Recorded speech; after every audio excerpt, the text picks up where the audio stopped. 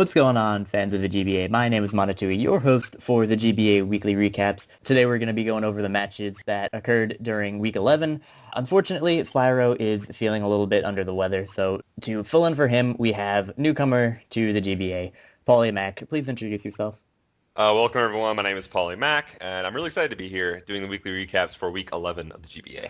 Yep, so everyone please give Paul a warm welcome in the comments. So just to start off this week, we are going to go over the match between the Borussia Donphan and the Pittsburgh Piratas. For Lars, we have the Mega Absol, Landorus Incarnate, Azumarill, Tangrowth, Druddigon, and Delphox. On top side, we have the Machamp, Jellicent, Thundurus, Ambipom, Arcanine, and Celebi. So turn one, Tup is going to go for a knockoff on the Landorus with his Thundurus, as the Landorus kills the Thundurus with a Rock Slide. The Landorus did have the Yachi Berry, so even if Tup did go for the HP Ice, it would not have killed. After this, Tup is going to go out into his Ambipom and sets up a substitute as Lars switches out into his Tangrowth. Tup unfortunately misses a gunk shot onto the Tangrowth as the Tangrowth is able to break Ambipom substitute. Tup then stays in and misses another gunk shot onto the Tangrowth as Lars crits Ambipom with a knockoff. So right off the bat, things are really not going well for Tup and the Pittsburgh Piratas. After this, Tup switches out into his Arcanine, wanting to save his Ambipom, and takes a Giga Drain very well, because Arcanine is very bulky. Lars actually stays in versus the Arcanine because he predicted Tup to predict the Druddigon to come in, but Tup does go for the Flare Blitz. Tangrowth is able to tank it, dealing Rocky Helmet damage, and is able to get off a Toxic on the Arcanine, which is very important because Arcanine is a bit of an annoyance to Lars' team. After this, the Tangrowth is going to switch out into the Druddigon as Tup goes for a Morning Sun with the Arcanine, trying to keep his wall healthy, which was a good play on Tup's part. After this, Tup is going to switch out into the Celebi, but is Dragon-tailed out into the Ambipom. Once again, Tup switches out into his Celebi, but this time is hit relatively hard by a Crunch. It deals about 50% of its HP. After this, Lars is going to switch in the Tangrowth on the Celebi, which does take a T-Wave, but it's not a huge deal because Tangrowth is relatively slow as it is.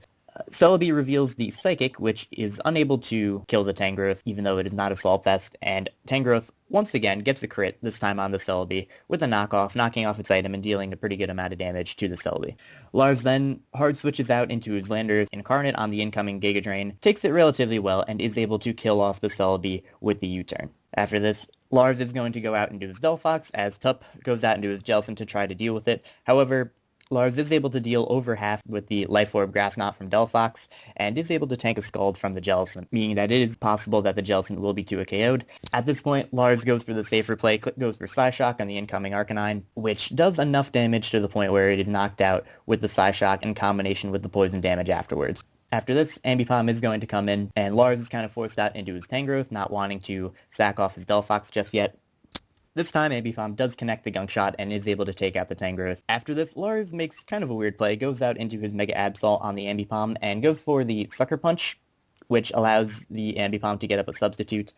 And not only does the Ambipom reveal the substitute, but he also reveals to have the Focus Punch, which he does go for on the Druddigon switch-in. However, thankfully does not deal over half, and Druddigon is able to break the sub and then kill the Ambipom off with the Sucker Punch. After this, Tup goes out into his Jellicent trying to recover up, as Lars goes for the Crunch, breaking the Jellicent's Colbur Berry. Afterwards, the Druddigon is able to tank a Scald, does not get burned, and hits the Jellicent with another Crunch, dealing a good amount of damage to it. At this point, Tup continues to recover for a little bit before he decides to kill the Druddigon, but unfortunately for Tup, he's not going to be able to get his Jellicent up to a good amount of HP. At this point, Delphox can just come in. Lars is able to kill the Jellicent with it, and then he is able to one-shot the Machamp afterwards to finish up the game. This is a game where it's just Lars playing as well as Lars usually plays. But on top of that, he got lots of hacks, especially with his Tangrowth, dodging a couple of gunk shots in a row from the Ambipom, and also getting a couple of big crits. I also like that Delphox put in work for him this week. A lot of times you don't see these lower tier mons do well, but Delphox did put in some work this week. And I also really liked, on Tup's side, him bringing the sub Focus Punch Ambipom. It was a really great set to set up the sub on the Sucker Punch possibility from the Mega Absol, and did get it off. Fortunately, he didn't get a kill with it, as Druddigon did come in and tank it just fine, but a really cool set on Tup's part nonetheless. Moving on, we have the St. Louis Rampardos and Dan, aka A-Drive, versus Gym Leader Gio and the San Francisco Giants. And this was a very big game in terms of the standings, both teams with the exact same record and same differential going in. Dan bringing the Mega Aggron, the Sylveon, the Heracross, the Salamence, Victini, and the Blastoise. Gio bringing the Mega Pinsir, the Entei, the Latias, the Ditto, Aromatisse, and the Blissey. Now, Gio decides to lead off with his Entei as Dan leads off with his Mega Aggron. Dan, not wanting to stay in, goes out into his Blastoise, which is to switch into the Entei, which goes for the Sacred Fire and does get the burn. Dan decides to go for the double into Victini, predicting the switch into Blissey. Gio stays in, gets Sacred Fire damage off on the Victini, and then stays in once again and goes for the Sacred Fire on the Victini, which outspeeds, knowing it is not a Scarf Victini at this point, deals more damage to Victini, while Victini goes for the U-turn. Dan goes into Blastoise at this point to deal with the Entei, but the game does, in fact, DC. They go and replay it multiple times where finally they do get the burn on the Blastoise. They come back in. Blissey switches in on a Scald from Blastoise, Dan not wanting to overpredict again. Blissey then goes for the T-Wave on the incoming Heracross, and Gio reveals Plan Alpha, as he was calling it. He went for the T-Wave and then proceeds to go for the Swagger on the Heracross, trying to parafuse the Heracross, which was going to give Gio troubles otherwise. However, Dan does break through with the Heracross and is able to just destroy the Blissey with the Stone Edge at +2. Gio, however, then goes into Ditto, which is Choice Scarf, and also copies the +2 that the Heracross got from the Swagger, and it's just absolutely terrifying. At this point, Dan does not have a switch into a +2 Heracross, especially when that's Choice Scarf. And he just proceeds to clean Oko, the Heracross, with a close combat. It was a crit. On Dan's side, he said the crit did matter. On Gio's side, he said the crit did not. I don't know if the crit mattered, which one of them was right. I believe it did matter, in fact, because I believe Dan was max HP on his Heracross. But Dan then goes into Sylveon. Gio, knowing that he can't kill Sylveon if he's max Fizz Def, he decides to switch out into Entei and doesn't take a lot from the Hyper Voice that the Sylveon goes for. A little bit later, Aromatisse comes in on a Blastoise, which scalded, and another DC happens. More chaos, more trying to set things up. They come back in, and Gio pulls a double into Ditto as Dan goes into Victini, and Gio now has Victini of his own, and then proceeds to kill Victini with the Bolt Strike from his Ditto. So another kill for Ditto this match. Dan then goes into his Salamence and hits the oncoming Latias with a Hydro Pump, a really good play on Gio's part, knowing that Dan would not go for the Dragon-type move because he has the Aromatisse, and is able to just kill the Salamence with the Draco Meteor. Mega Aggron then comes in and finally does get the Mega Evolution off as Gio goes out into his Aromatisse and sacks it off. At this point, Gio goes into his Entei, hits Aggron with the Sacred Fire, and deals a bit over half. At this point, then, Gio is able to go out into his Ditto, becoming Dan's Mega Aggron, and Dan has absolutely nothing to kill his own Mega Aggron, and is able to spam Earthquake to kill the Blastoise and the Mega Aggron. So Ditto with 4 kills this match. Definitely, Gio's proving how well he can play with his Ditto, and a big playoff implication match won by Gym Leader Gio. Yeah, like you said, Gio played very impressively with his Ditto. A lot of people question Ditto as a pick because you're kind of giving up a slot on your own roster to kind of bring in a mon you can't necessarily build with. You can definitely set up a plan with it like he did, but again, it's not a mon that you're going to be able to control 100% of the time, but Gio was able to use it very, very successfully. Also, I did just do the calc. Even if the Heracross was adamant at +2, a close combat to a max HP Heracross would have done at most 72 to 86%, so the crit definitely mattered, which was unfortunate for Dan, but I'm not entirely sure how much it would have played out toward the end of the match. Granted, he was paralyzed, he was confused, he had a high chance to hit himself. If he did break through and kill the Ditto, that could have been huge. But again, it's Pokemon. We're not sure what was going to happen. There's no way to find out. Absolutely. Moving on, we have the match between the New York Yankees and Shady Penguin and the Detroit Steel Wings, coached by Crimson. On Shady's side, we have his Mega Venusaur, Melodic, Rhyperior, Sharpedo, Granbull, Alakazam, whereas Crimson brought his Latios, Crocodile, Suicune, Dusclops, Roserade, and Staraptor. The game starts off with Shady leading Alakazam and Crimson leading his Staraptor. Crimson is not a Scarf Staraptor, so he is forced to switch out. Shady at this point does not know that, so Both coaches switch out, Shady into Melodic, Crimson into the Dusclops.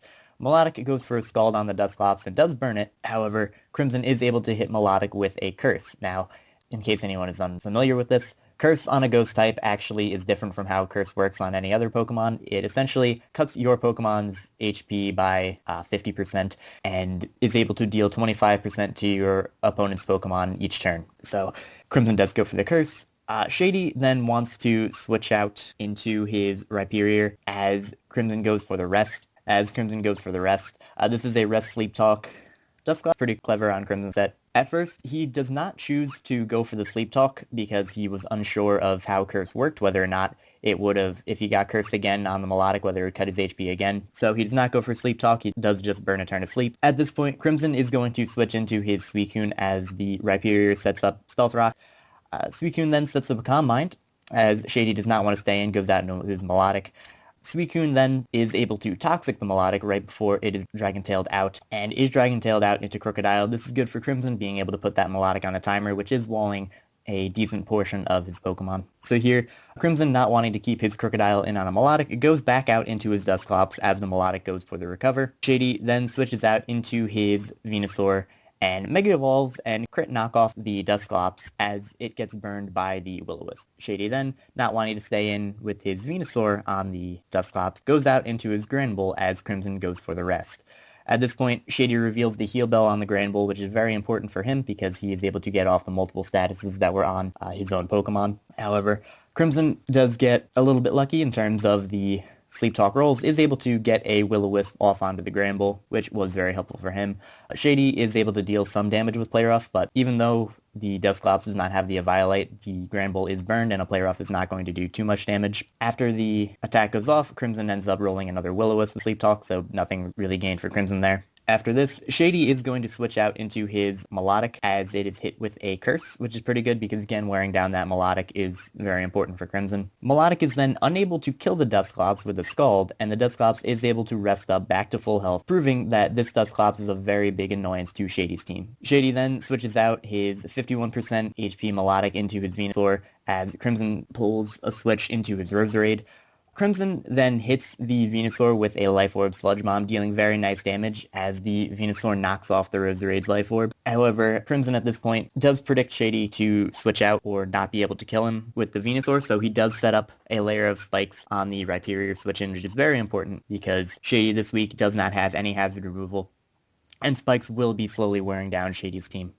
Shady at this point decides to sack off his Granbull to the Leaf Storm. At this point, Shady also realized he didn't really have much to take on the Roserade, so he kind of had to pull some double switches, Rhyperior on a potential Sludge Bomb, so that's why he made the quote-unquote questionable plays that he did. I don't disagree with them. Again, he had to switch around it. After this, Shady is going to go out and do his Sharpedo to potentially revenge kill the Roserade, goes for the Protect as Crimson predicts this and goes for another layer of spikes, so very good play by Crimson. At this point, Crimson doesn't want to switch anything else into the Sharpedo, so he is going to let his Roserade go down to the Life Orb Crunch. After this, Crimson does go out into a Suicune as Shady hits it with a Crunch and retaliates with a crit Scald. However, the Scald does not burn. The crit is a little bit unfortunate. Shady then gets a revenge crit onto the Suicune, but is unable to take it out, and is then followed by another Scald and is killed. After this, Shady goes for a Crunch on the Suicune and actually does get a crit, but is just unable to kill, and the Sharpedo is taken out by a second Scald. Crimson then decides he wants to save the Suicune, goes into his Dusclops, and sacks it to the Alakazam, sacks it to 2 Shadow Balls to get a free switch into his Latios. This is a Scarf Latios, so he is able to outspeed the Alakazam and is able to knock it out with 2 Shadow Balls while being able to tank 1, which was very important for Crimson because this Latios is a very big win condition. Knowing that the Latios is Scarfed, Mega Venusaur is going to come in as Crimson now is basically forced to go out into Suicune in order to sack it. However, the Suicune does live the Rock Switch-in, as Shady does not kill it, and actually Scald burns the Venusaur. Shady then decides to switch out his Venusaur from the Suicune and goes out into his Melodic as Suicune is able to get back to full health with a Rest. Shady likely took this opportunity to heal up his Melodic, which is exactly what he does, goes for the recover, and then Dragon Tails the Suicune out into Latios. Latios now is able to hit the Melodic with the Grass Knot before dying to the Dragon Tail, which was important for Crimson because now the Melodic is in range to die from Staraptor's Brave Bird. So Staraptor is going to come in and hits the incoming Rhyperior with the Brave Bird instead. However, Shady actually reveals to have the red card on Rhyperior, meaning that Staraptor is going to be sent out into the Crocodile. At this point, Crocodile is able to 2-hit KO the Rhyperior after taking an Ice Punch. So basically, Crocodile hits Rhyperior with an EQ, it lives, Rhyperior hits the Crocodile with an Ice Punch, and then the Crocodile knocks out the Superior, getting it to +1 with the Moxie boost. After this, Shady's only real switch-in is the Mega Venusaur. Crook deals massive damage to Venusaur with a +1 Earthquake, and then goes down to Venusaur's Facade, which is actually pretty clever on Shady's part, predicting to get Skull Burned at some point. However, after this, the damage has already been done to Shady's team. Crimson is able to come in and sweep the rest of the game with his Staraptor. Definitely some interesting plays on both sides. Crimson played very well this week. He planned very well. I really liked the Dusclops set. The curse on the Dusclops was a great way to wear down Shady's walls that otherwise could have given Crimson some trouble. Shady, meanwhile, had a lot of trouble breaking down Crimson's walls. A couple questionable plays by Shady. The red card Rhyperior was a bit interesting because him having his Rhyperior in on the Staraptor would have been great for him to have. And also him switching out his Mega Venusaur and not attempting to kill the Suicune, thinking it wouldn't have rest, seemed like a big mistake. Just going and trying to recover up both his Venusaur and Milotic, he wasn't able to kill Suicune, which ended up causing some troubles for him afterwards. With that being said, let's go on to the next match. Is another match that has some playoff implications. Both teams trying not to be eliminated from the playoffs officially. It is the Arizona Deoxys and the Long Island Regirockis, Gubs versus Nips. The Deoxys brought Mega Alakazam, Thundurus, Therian, Gliscor, Escavalier, Tentacruel, and Cofagrigus. Nips for the Long Island Regirockis bringing Acelgor, Gengar, Feraligatr, Chansey, Diggersby, and Scrafty. Now, Gubs leads off with his Gliscor as Nips leads off with his Acelgor. Gubs repeatedly said, I think he might have Final Gambit, and then talked himself out of it. And in fact, Nips does reveal the Final Gambit, and instantly Gliscor is down. We're at a 5-5 game right away. Gubs goes into his Thundurus Therian as Nips goes into Gengar. Nips decides to switch his Gengar out into the Scrafty, probably predicting the Dark-type move, as Gubs actually switches out into his Escavalier, predicting a Poison-type move. At this point, Nips switches out into his Chansey as Escavalier sets up an SD. He decides to go for the Mega Horn, but Chansey reveals the counter and kills the Escavalier. Good play on Nips' part. Gubs seemed thrown off and was very upset that he didn't expect the counter on the Chansey and is now 5-4. Alakazam comes in. He decides to go for the Dazzling Gleam, predicting the Scrafty to come in, but Gengar comes in instead. And at this point, he is sure that the Gengar is scarfed, so Gubs proceeds to switch out into a Tentacruel to take the Shadow Ball and takes it fine. Tentacruel then goes for the Scald as Chansey comes in and is not able to get the burn, which does not allow him to 2-hit KO the Chansey. This is very, very important, so he has to go out into his Alakazam as Chansey is now able to heal up because he did not get burned. Gubs then hits Chansey with the Psyshock as Chansey then hits the Alakazam with the Seismic Toss. Gubs predicts another switch into Scrafty, goes for the Dazzling Gleam, and Chansey is able to get another Seismic Toss-off on the Alakazam. Gubs then reveals the Recover, actually, on the Mega Alakazam, as Chansey actually sets up the rocks, predicting to probably just die and be like, maybe I can get the rocks up.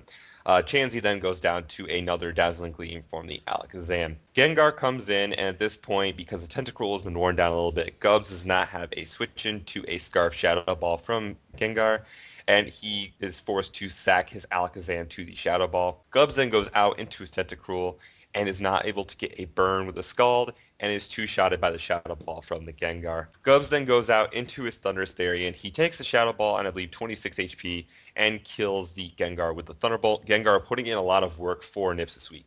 Nips then goes into his Feraligatr and is able to kill Thundurus with the Aqua Jet. At this point, all Gubs has left is the Cofagrigus.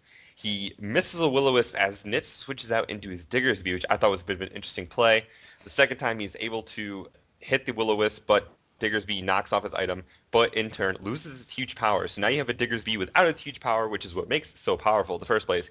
And it's also burned, so he's not doing much with the knockoffs after this. Eventually, Kofagrigus kills the Diggersby after a couple pain splits and then a crit knockoff plus the burn. But then Nips is able to bring in his Scrafty and is able to kill Kofagrigus with a knockoff, ending in a 2-0 victory for the Red Rockies. A very well played game by Nips. Getting rid of the Gliscor turn one was so big for him. He brought a lot of physical offense on his team, the Diggersby, Scrafty, and the Feraligatr. And getting rid of a defensive wall like Gliscor was definitely huge for him. And Nips is able to stay in it for the season. Yeah, this was not played badly by Gubs. It's just after the first couple turns, being the final gambit of Selgor, as well as the counter Chansey, Gubs lost a little bit too much at that point. He had the Escavalier to deal with the Gengar, potentially. A Gliscor walled a decent majority of Nips' team, so it is unfortunate for Gubs. This is good for Nips, however, raising himself a little bit towards that playoff race, which is, I'm sure, something that he would absolutely love to accomplish. Next up, we have the match between the Milwaukee Sawsbucks, coached by BR Noobslayer, and the Boston Red Sox, coached by Dancing Tomato. No, I got Milwaukee Sawsbucks, of course, coached by Steve. Red Sox, of course, coached by Nick. Nick leads with his Metagross, as Steve leads with his Rotom Wash. Nick is going to hard switch out into his Rotom Cut, which takes the Will-O-Wisp from the Rotom Wash. Nick then goes for the Trick on the incoming Heatran, but is not entirely successful because the Heatran reveals that it is also Scarfed. So Nick is then forced to Volt Switch out on the Heatran, dealing about a third of its HP, and goes out into its Cresselia as it tanks the hidden power. After this, Steve goes out into his Rotom Wash, which is immune to the incoming T-Wave, thankfully. Nick then goes out into his Rotom Cut as Steve Volt Switches out into his Mesprit. At this point, Nick decides to go for the Volt Switch on the Mesprit into his own Cresselia as Steve goes for the U-turn and sends out his Gardevoir.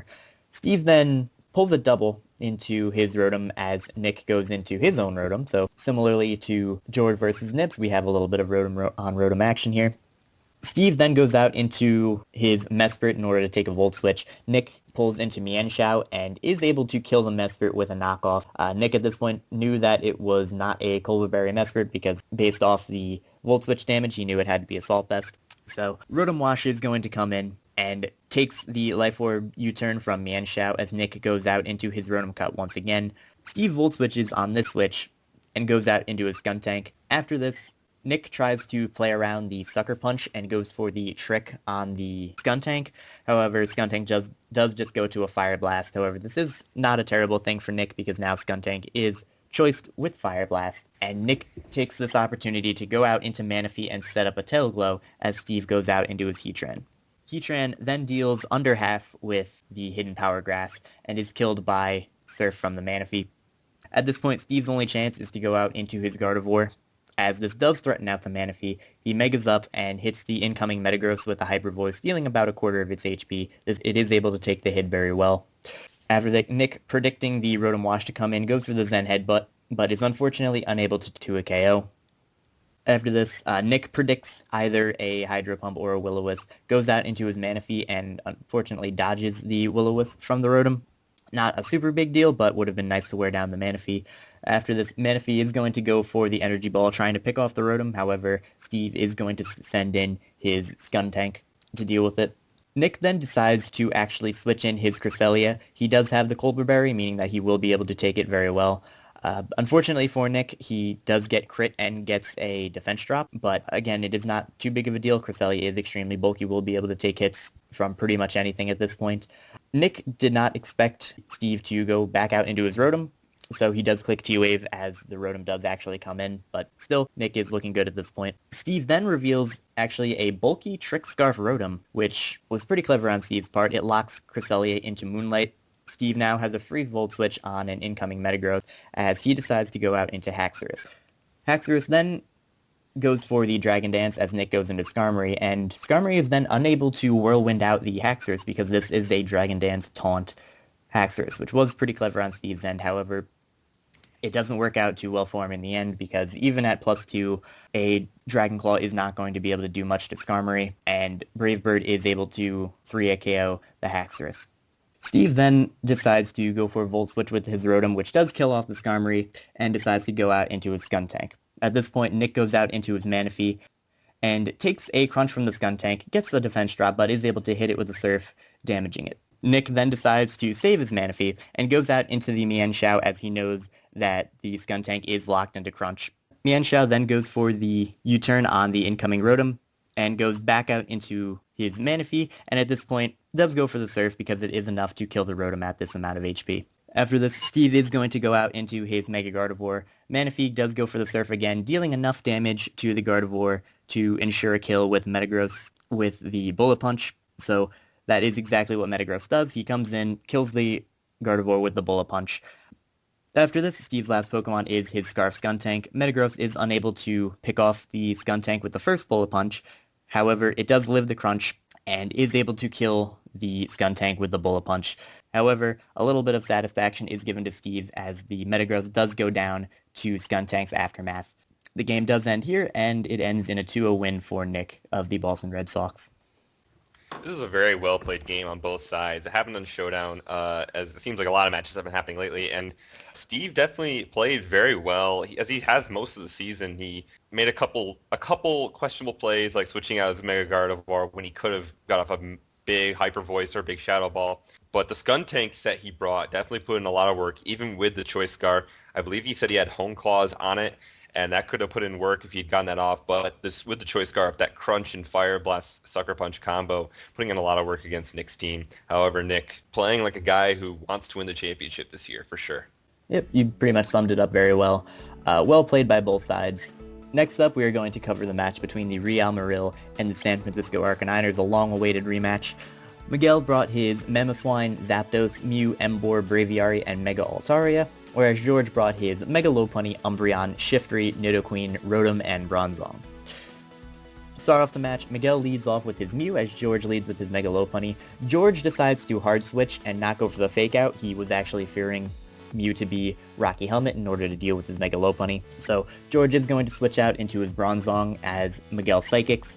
Doesn't deal too much damage to Bronzong at all, but Mew then follows with a Taunt, preventing the Bronzong from getting up rocks and keeping rocks off of Miguel's side.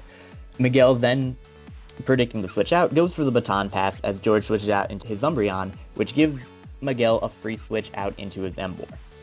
George then hard switches out into his Heat-Proof Bronzong, which did have a very good chance to live a Flare Blitz from the Emboar. However, Miguel does get a high roll and clean knocks out the Bronzong with the Flare Blitz. This was important because the Bronzong was actually Custad Berry and could have exploded in the Emboar's face and knocked it out, but that is Pokemon, rolls do happen.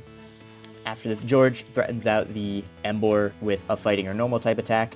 George actually clicks Retaliate on the incoming Mew, which although is a base 140 stab move, deals under half to Miguel's physically defensive Mew. At this point, Mew goes for the Roost as George pulls the switch into his Rotom, and clicks the Volt Switch on the incoming Altaria, and goes straight out into his Nidoqueen. George tries to set up a substitute versus the Altaria, however, Miguel decides to stay in and breaks the sub with an Ice Beam. However, after seeing that George does outspeed the Altaria, is able to knock it out with the Ice Beam. After the Altaria goes down, Miguel is going to send in his Mamoswine to threaten out the Nidoqueen. George decides to pull a switch into his Umbreon, which is unfortunately crit by an Earthquake and then is knocked out by a following Superpower. The crit EQ likely did not matter, unless George pulled off some protect shenanigans and was able to predict Miguel, but again, that is how it played out. George now heads out into his Shiftry. He does have the Yachi Berry, so he is not fearing an Ice Shard whatsoever, and he forces out the Mamoswine into Miguel's Zapdos, and Shiftry hits the Zapdos with a Dark Pulse, but is unable to do much due to Zapdos' very nice bulk investment. George then switches out into his Choice Specs Rotom on the Discharge, which deals about a third of its HP, and tries to take out the Zapdos with a couple Shadow Balls, but is unable to KO the Zapdos with Shadow Ball. Now a pivotal point in the match occurs. George hard switches out into his Nidoqueen, predicting another Discharge. However, the Zapdos does go for the extra sensory and actually outspeeds the Nidoqueen and is able to a KO, so a very big win condition for George goes down without being able to do much. George then goes back out into his Lopunny, and at this point is kind of backed into a corner, pulls a desperate double into his Rotom, hoping Miguel would go out into his Mew. However, Zapdos does stay in and hits Rotom with a Discharge, forcing George out into his Shiftry. George at this point has no other choice other than to spam Dark Pulse, trying to get the flinch on Zapdos. This drags on for quite a while. He's unable to get enough flinches to kill it, and the Zapdos is able to stall it out and kill the Shiftry. After Shiftry goes down, Lopunny is going to come in. Miguel decides to switch out into his Mew to potentially save differential, takes the Retaliate relatively well. Mew then fires off a Psychic onto the Lopunny, which does not kill it, and the Mew is going to go down to a couple returns. However, at this point, Braviary can come in 100%. Because it destroys Scarf, it will outspeed the Lopunny and easily knocks it out from where it's at. George now goes in with his Rotom and clicks Discharge, trying to kill the Braviary, bringing differential down a little bit, but Miguel does pull the switch out into his Mamoswine, and the Mamoswine is able to knock out the Rotom with the Ice Shard, giving Miguel a very big 4-0 win. This victory was huge for the confidence level of Miguel, having lost earlier to George, probably his biggest rival in GBA in any draft format, really, in the history of the GBA too. Probably the biggest rivalry we've seen between George and Miguel with the big 4-0 win here. He just flat out outplayed George in pretty much every aspect. The physically defensive Mew taking less than 50% from Retaliate for Mega Lopunny was huge. The extrasensory prediction on Miguel's part was also very big. And even though both teams at this point, I believe, are in the playoffs, a big confidence boost to either of these teams would have been great heading into the playoffs, and a big 4-0 win for Miguel. With that being said, we're going to move on to the next match, which is another top 2 of a division match between the New Orleans Pelipers, coached by John, aka Pokemon, and the Atlanta Hawluchas, coached by Fizz. John brought the Raikou, the Virizion, the Reuniclus, the Piloswine, the Hydreigon, and the Florges. Fizz this time brought the Stoutland, the Venomoth, the Frostlass, the Tyranitar, the Weezing, and the Chestnut. Worth noting, John noticed right off the start, based on the team that Fizz brought, he was sure that Fizz would bring Belly Drum Chestnut, just based off the team that was brought. That being said, John leads off with his Raikou as Fizz leads off with his Frostlass. John Volt switches out into his Hydreigon as Fizz sets up spikes. The Scarf Hydreigon is able to outspeed Frostlass and kill it with the Draco Meteor.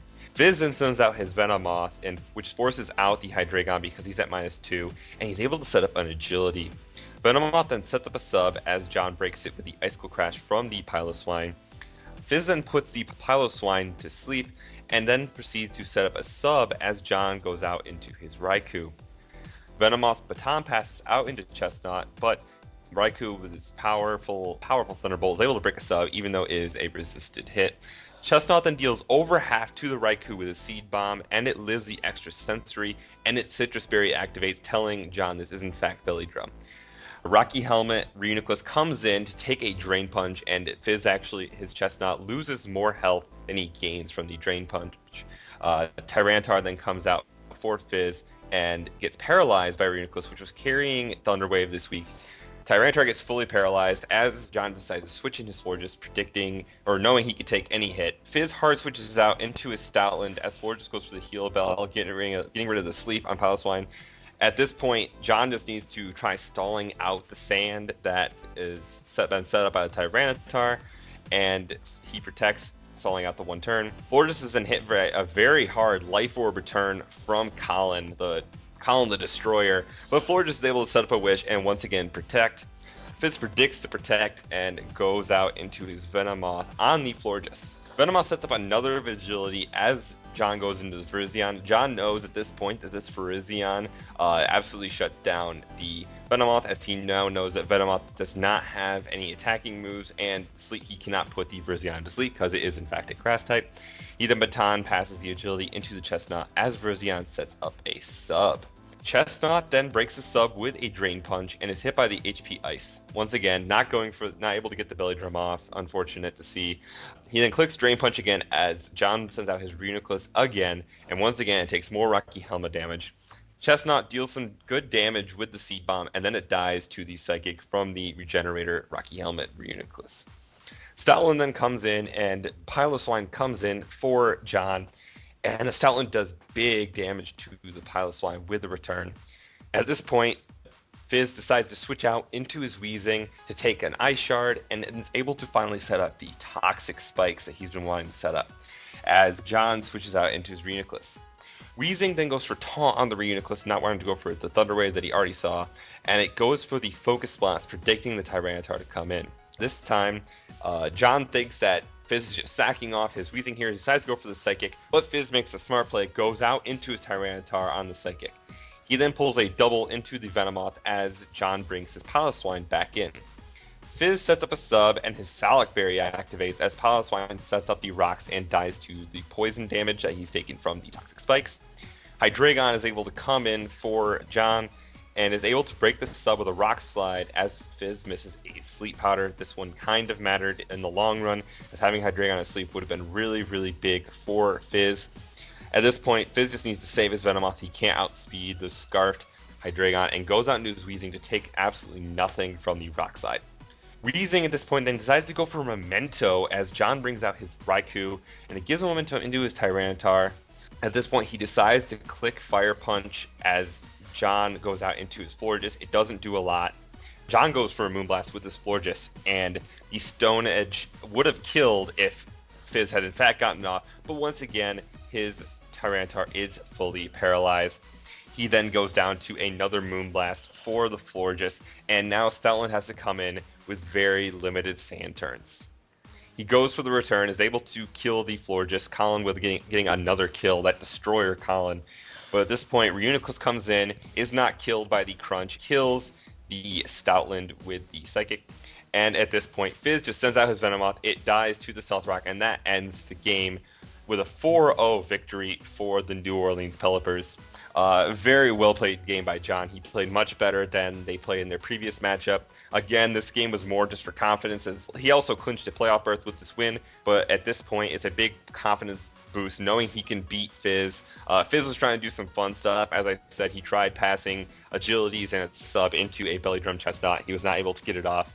Unfortunately for him and anyone who would love to see a Belly Drum Chestnut sweep, I know I wouldn't have because I have bad memories of Belly Drum Chestnut. But it was definitely a very good game on both sides and a very big win for John. Yeah, you summed it up very well. Had Fizz been able to get off the Belly Drum with Chestnut, maybe setting up a Belly Drum as John switched out his Raikou into Reuniclus, this match may have been very different, but again, the way it played out, John was just one step ahead the entire time, preventing Fizz from getting off that sweep and being able to pull out with the 4-0 victory. Moving on, we have the match between the Cincinnati Loudreds, coached by Mulvone, and the Sacramento Sea Kings, coached by Hayden. Mulvone brought his Mega Manectric, Weavile, Dusknoir, Landers, T8 Gastrodon, and Fortress. Hayden brought his Darmanitan, Slowbro, Porygon 2, Mega Sableye, Breloom, and Claydol. Start off the match, Hayden is going to lead with his Claydol as Mulvone leads with the Manectric. Perfect matchup for Hayden. Fortress is going to switch in on the Claydol as Claydol does set up its Stealth Rocks. Sableye is going to come in trying to potentially spin block the Fortress. However, Fortress does set up its own Stealth Rocks. Sylvie then goes for the Will-O-Wisp on the Fortress and does connect it as the Fortress that goes for the Volt Switch, bringing in his Mega Manectric. Now, Hayden can take a couple hits from this Manectric, however, he decides to switch out into his Claydol to set up screens.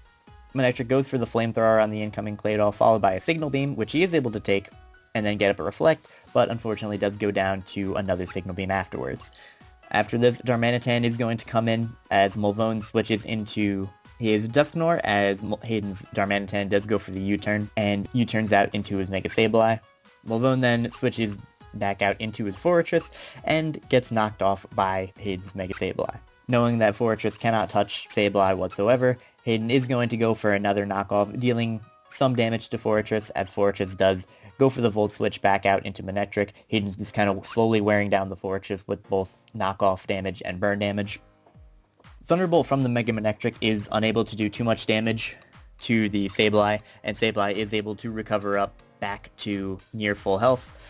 Mulvone, however, then goes for the Volt Switch on the Sableye, crits the Sableye, dealing about 40% of its HP, and goes out into the Lando T.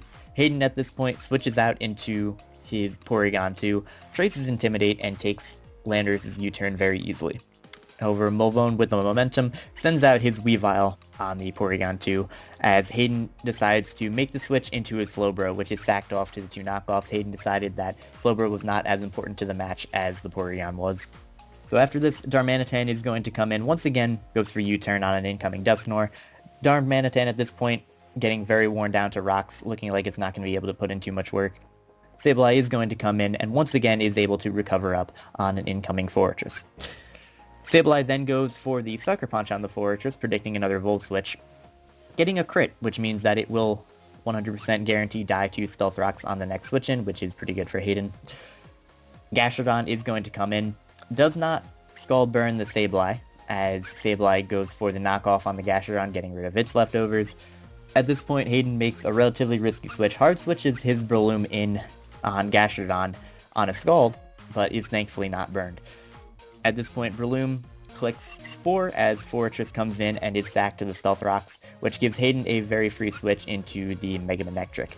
Hayden here decides to stay in with his Breloom and sacks his Breloom to the Mega Manectric's Flamethrower. At this point, he does not have all that much to deal with Gastrodon. He does not have any other grass coverage on his team, so it is going to be difficult for him to take down that Gastrodon. After this, Sableye is going to come in on the Manectric, takes the Volt Switch, and is able to recover up on the incoming Gastrodon. Hayden then decides to go for the Will-O-Wisp on the Gastrodon as it goes for the cover. Very important for Hayden because this is one of the only ways he can wear down that Gastrodon. Porygon 2 is then going to switch in and actually traces Storm Drain and is able to get to +1 special attack from taking a Scald, which is very good for Hayden. However, he does go for Ice Beam on the Gastrodon, does relatively nothing, and Porygon 2 is going to be hit with a Toxic. However, Gastrodon cannot take a Tri-Attack from the Porygon 2, which is exactly what Hayden goes for, and the Gastrodon does go down, which was very big for Hayden because, again, he didn't have too much to take that on. After this, Weavile is going to come in and hits Porygon 2 with a knockoff, and weakens the Porygon 2 to the point where Toxic will kill it after the end of the turn. However, in turn, Weavile does go down to Porygon 2's Tri-Attack, so we have a double down at this point. Hayden then goes out into his Mega Sableye, as Molvone goes out into his Mega Manectric. Sableye gets hit with a Thunderbolt, and unfortunately for him, gets paralyzed, as Manectric is burned by Sableye's Will-O-Wisp. Now, a very key point in the match here, Sableye gets fully paralyzed against the Mega Manectric and is unable to recover off the damage it takes from Thunderbolt, and is unfortunately going to down to 2 Thunderbolts before Manectric goes down to the burn. At this point, Darmanitan is going to come in, but it cannot kill the Landorus in one hit with the Flare Blitz and is knocked out by an Earthquake, and that is going to wrap up the game. A 2-0 win for Molvone and the Cincinnati Loudreds over the Sea Kings. This was a very big win for Molvone, as he needed this to pretty much almost seal up a playoff spot for himself. He played very well, but at the same time, Hayden probably played his best game he had played in a while, and he planned very well. He knew that Molvone didn't have a lot to deal with Darmanitan outside of the Gastrodon, and he also knew that Molvone didn't have a lot to deal with Mega Sableye, and really he probably could have stalled out with Mega Sableye if it hadn't been for the very key paralysis. Another thing too was when he was paralyzed, he could have killed the Mega Manectric with a Sucker Punch, but he decided to try to go for the recover, and then Mega Manectric was able to just kill it off before dying to the burn damage, and that could have maybe given him a better chance of winning, although I don't know if he would have needed a crit on the Landorus anyways. But definitely some very bad luck for Hayden, as he's been getting bad luck all year, all season, just crits and flinches and paralysis, and it's just been a bad time for Hayden this season, and we're getting close down to it, but this is a very big win for Molvone. Like you said, I don't think Hayden played poorly this match. He did maybe make a couple plays that were a little bit questionable in the middle of the match, maybe sacking his Breloom, but again, he was set up to win that match. Had he not gotten paralyzed, he was going to be able to stall out the Mega Manectric with recover, if not for the Thunderbolt paralysis, but that's how Pokemon is. And that is going to wrap up all of the matches this week. So moving on, we are going to cover the current standings, where each team is in their division. Starting off, we have the Kanto Conference, the Red Division. We have Fizz and the Atlanta Howluchas with 9 wins, 2 losses, and a +19 differential. Despite coming off a loss this week, they are still in first place in their division. After that, we have John of the New Orleans Pelipers with 8 wins, 3 losses, and a +10 differential. Below him, we have Shady Penguin of the New York Yankees with 3 wins, 8 losses, and a -14 differential. And then below him, we have Crimson Seabad of the Detroit Steel Wings with 3 wins, 8 losses, and a -22 differential. Moving on to the Blue Division, we have the Titus Division with Lars and the Borussia Donphan with an 8-win and 3-loss record with a +21 differential, highest differential in the entire league. Just behind them, we have gym leader Gio and the San Francisco Giants with 7 wins and 4 losses and a plus 11 differential. At the third spot, we have the St. Louis Rampardos, coached by Dan, with 6 wins and 5 losses and a plus 5 differential. And in last place in the division, we have Old Man Tup and the Pittsburgh Piratas with 4 wins and 7 losses and a minus 10 differential. Moving on to the Johto Conference, we have the Gold Division, with Nick and the Boston Red Sox in first place with 8 wins, 3 losses, and a plus 16 differential. In second place, we have Nips and the Long Island Reggie Rockies with 4 wins, 7 losses, and a minus 9 differential. After that, we have Gubs and the Arizona Deoxys with 4 wins, 7 losses, and a minus 12 differential. And then in last place, we have Steve and the Milwaukee Sawsbucks with 2 wins, 9 losses, and a minus 15 differential. And lastly, in the Johto Conference, we have the Silver Division. In first place, we have Miguel and Real Muril with 8 wins and 3 losses and a plus 20 differential. In second place, we have George, Subtile MC, and the San Francisco Arcaniners, 7 wins, 4 losses, and a plus 7 differential. In third place, we have Mulvone of the Cincinnati Loudreds, 5 wins, 6 losses, and a plus 1 differential. And rounding out the Silver Division, we have Hayden and the Sacramento Sea Kings, 2 wins, 9 losses, and a minus 27 differential. Yep, that is correct. Some teams have clinched their playoff spot, some teams are still fighting for it. That should be covered in a video coming up relatively soon. If you already know, then good for you. I'm glad you guys are following that closely. But anyway, moving on, we have the current MVP race, the top 10 Pokemon in the GBA Season 5. So at the top of the table, at number 1, we have Mega Pinsir of the San Francisco Giants, coached by gym leader Gio, with 20 kills, 2 deaths, and a plus 18 differential. After that, we have Mega Lopunny of the San Francisco Arcaniners, coached by George, with 18 kills, 5 deaths, and a plus 13 differential. And then following behind them, we have Manaphy of the Boston Red Sox, coached by Nick, with 17 kills, 8 deaths, and a plus 9 differential. Rounding out the rest of the top 10, we have Mega Manectric, coached by the Mulvone and the Cincinnati Loudreds, with 16 kills, 9 deaths, and a plus 7 differential. Followed up, we have 2 members of the Borussia Donphan, Landorus Incarnate, coached by Lars, 15 kills and 3 deaths with a plus 12 differential, as well as Mega Absol with 15 kills and 4 deaths and a plus 11 differential. In 7th place, we have Entei of the San Francisco Giants, coached by gym leader Gio, with 14 kills, 6 deaths, and a plus 8 differential. In 8th place, we have Salamence of the St. Louis Rampardos, coached by Dan, aka A-Drive, with 13 kills, 8 deaths, and a plus 5 differential. In 9th, you see Katie, the Mega Gardevoir, staying in the top 10 for Steve, Milwaukee Sawsbucks, with 12 kills and 9 deaths, a plus 3 differential. And running out the top 10, we have Feraligatr of the Long Island Reggie Rockies, coached by Nips, with 11 kills and 5 deaths and a plus 6 differential. Yep, so pretty much the same faces that we've seen in the last couple of weeks. Of course, Manaphy is moving up, Mega Manectric moving up, so that is pretty cool to see, but that is your top 10. Moving on now, we have next week's matchup. Starting off, we have the New Orleans Pelipers going up against the Detroit Steel Wings. I am going to give this win to John of the New Orleans Pelipers. While we have been talking in recent weeks about how Fizz has been doing incredibly well, how Nick has been on a win streak, how Miguel's been doing well, George, etc., John has kind of sneakily been doing extremely well on his own. He is on a 3-win streak. He now is tied for the second best record in the GBA, so I am going to give this one to John of the New Orleans Pelipers. I have to agree. I have to give it to John this week.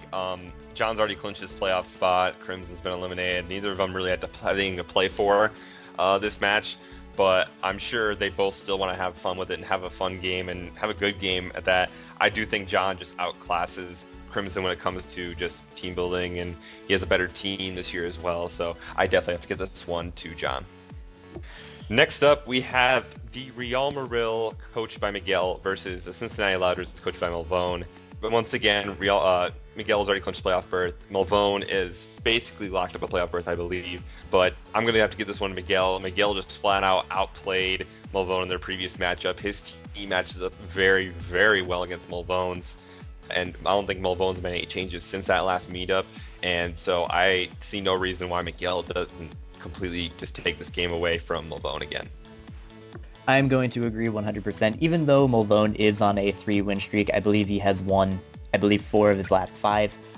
I am going to give this one to the reigning champion. Miguel just coming off a very big win against his division rival and against one of the best coaches in the league. He has been very impressive, and I am going to give this one to Miguel. Next up on our list, we have the match between Dan and the St. Louis Rampardos and Old Man Tup of the Pittsburgh Piratas. I am going to give this one to Dan of the St. Louis Rampardos.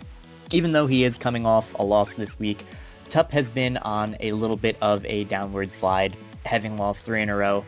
Dan is, again, fighting very hard for that playoff spot. I don't think he's going to want to let anything go by him, and I think he is going to triumph over the Piratas. Yeah, as you said, Dan coming off a 3-game losing streak right now.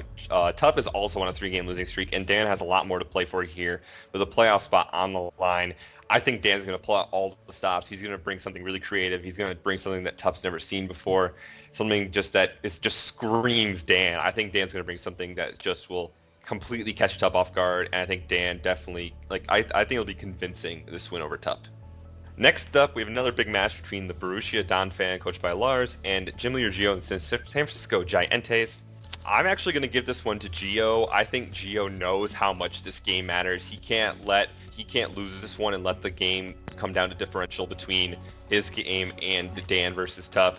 I think that Gio's going to play very, very well. I think he's going to bring I think his power is just going to overpower Lars' power this match, and I'm going to give the win to Gio. I am actually going to give this one to Lars of the Borussia Donphan. I agree 100% that Gio is going to be fighting very hard to win in order to clinch a playoff spot. However, Lars is a bit of a cheeky guy. I think he's actually going to be determined to stop whoever is in his division from reaching the playoffs, just because as a coach, it is pretty satisfying to screw somebody up for the playoff spot, as kind of rude as that may sound. I know Lars, even though he already has his division clinched for the most part, I think he is going to give it his best to just get a win, mainly for bragging rights, but a win to stop Gio from going into the playoffs. Next up, we have the match between the Sacramento Sea Kings, coached by Hayden, and the San Francisco Arcaniners, coached by George. At the end of George's video, he talked a little bit about how he's going to be bringing a couple of fun sets against Hayden. He's already clinched his playoff spot. He's going to have a little bit of fun with the season before heading off into the playoffs. So I'm not entirely sure who is going to win, because again, George is going to be bringing those fun sets. I'm going to give it to George just because Hayden, again, is on a very bad losing streak, winning 9 in a row, while George kind of slipping with 3 losses in a row. I am going to still give this one to George. I think he is going to have a lot of fun with this match, and in having fun, I think he's going to pull out a win as well. I 100% agree with you on that. Knowing George, he's going to bring something fun, but it's going to be something fun that still works. He's not going to just bring something fun just because, oh, why not? I want to bring this. He's going to bring something because it'll also possibly work. And Hayden just isn't taking it seriously anymore either. So in a match of 2 guys not really taking it seriously, where George will be having fun and Hayden's not taking it seriously, I'm going to give this one to George as well. Moving on, we have the Milwaukee Sawsbucks, coached by Steve, versus the Long Island Red Rockies, coached by Nips. And this is a match of 2 lower guys. Steve's just trying to get wins. He wants to win. He's not giving up this season. Last season, he got disheartened and he just quit. This season, he's really trying to get those wins. He played a very good game against Nick, and at the same time, Nips also played a very good game against Gubbs. It's a very tough match to call. I'm going to give this one to Steve because Steve really should have beat Nips the last time, and I think he's going to try to prove this match that he deserves a win against Nips, and I think he's going to come out with a vengeance and trying to get his 3rd win of the season. Yeah, kind of like you said, something I've noticed with Steve these last few weeks is he has been playing and prepping a little bit better. His prep was never bad, but it seems like he's put a little bit more thought into his prep, and his play has been relatively solid. I wouldn't say it's up there in like the top tier like Miguel, George, John, etc., but he has been playing very well. He hasn't been playing too recklessly, not too safely. And although I do think Nips is going to be fighting very hard to win here because he, I believe, also has playoff potential, Steve has been known to spoil people's playoff spot in the past. He spoiled Kote's playoff spot in Season 2, so I am going to give this one to Steve, wanting to pull off an upset. Believe in Steve! Believe in Steve! Still alive! And moving on, we have the match between the Atlanta Howluches, coached by Fizz, and the New York Yankees, coached by Shady Penguin. Both coaches coming off the loss this week. I am still going to give this one to Fizz of the Atlanta Howluches. Although Fizz also seemingly is just kind of trying to have fun with the league. Shady is also on a pretty bad losing streak of 3. Fizz, aside from the last week, Fizz has been solid pretty much all season. Even last game, he had potential to win, but was unfortunately stopped by a very strong opponent in John. So I am going to give this one to Fizz of the Atlanta Howluches. Shady has not given up, however, and I definitely could see him winning this match, but overall, I think Fizz does have the better chance to win. I agree. I definitely have to give it to Fizz this week in the Howluches. Fizz has been playing extremely well. He's very comfortable with his team this season. Meanwhile, Shady's been the exact opposite. Shady has not been comfortable with his team. I wouldn't say he's been playing poorly. If you look at the last couple of weeks, he's played well. He played very well against John, was a couple predictions away from beating John, and he didn't play badly against Crimson either. He made a couple iffy plays, but really the main problem has been his prep. He's not comfortable with the team. It's 11 games in. I think Shady's just ready to move on to a different team, but at the same time, he is still trying.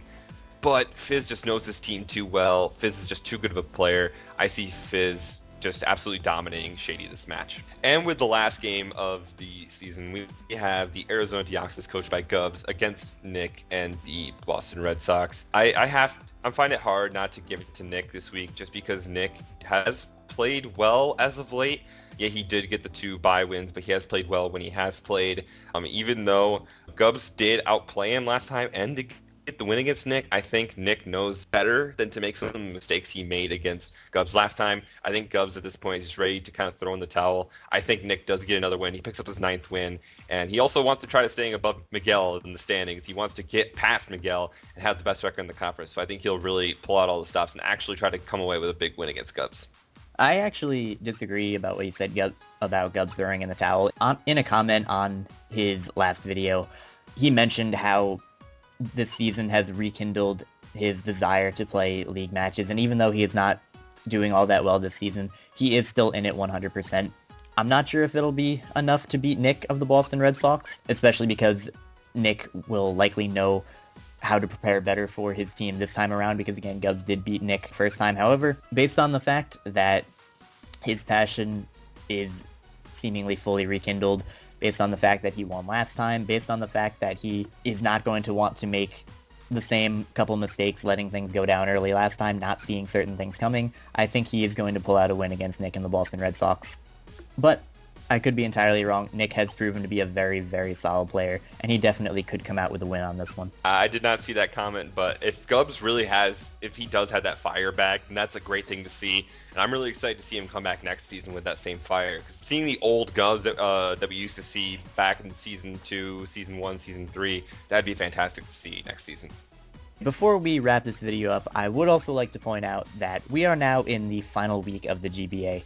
This next week determines 100% who will be getting into the playoffs, who will be sitting out the rest of the season until next season. We hope you guys are excited for that. Next week will be the last episode of GBA Weekly Recap.